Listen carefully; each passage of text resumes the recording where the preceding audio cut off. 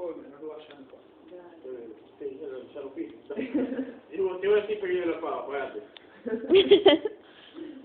Me le pegué. Rechazo.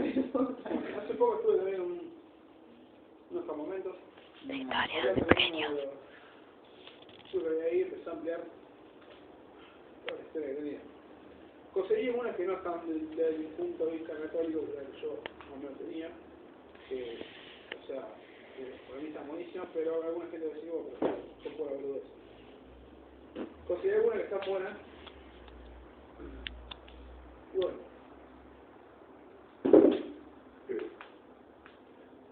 El pibe vivía en Pergamino. ¿Qué quiere, José María? No, vivía Que la maga que en un pueblo en realidad era Pergamino, un pueblito por ahí. Mira, de cerca. Se está muriendo Coca. Más o menos. Eso es humo que va. La cara de...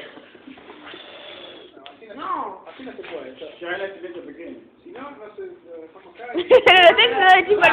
Seguimos chupando a Chop y todo bien. Dale, pequeño. Chao, chao. Dale, que fue, dale. Bueno. Parece que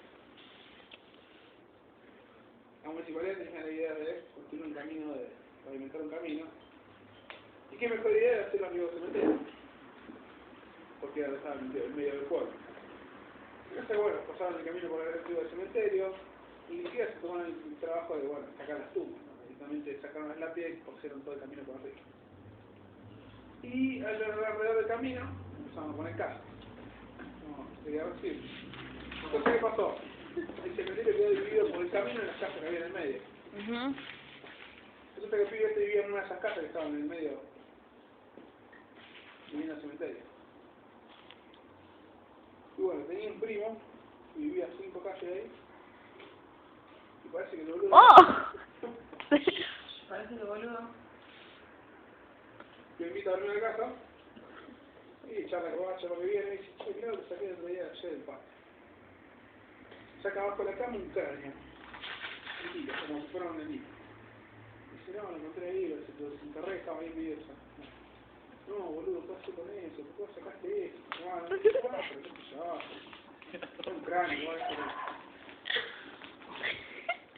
Y bueno, se pone a volver con el cráneo.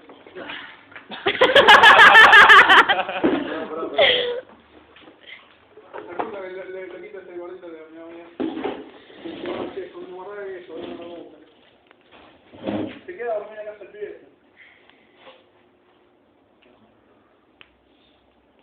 Se despierta el otro día y viene la abuela del pibe.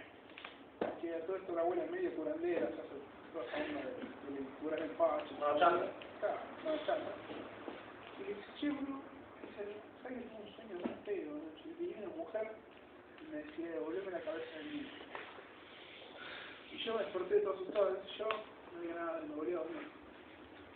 Y me dijo, de nuevo, la misma mujer, devolverme la cabeza del niño, devolverme la cabeza del niño. Entonces el tío del nieto ese se cagaba de la risa, ¿no? Y dice, ¿vos qué hiciste? Vos te mandaste una cagada. No, no hice nada.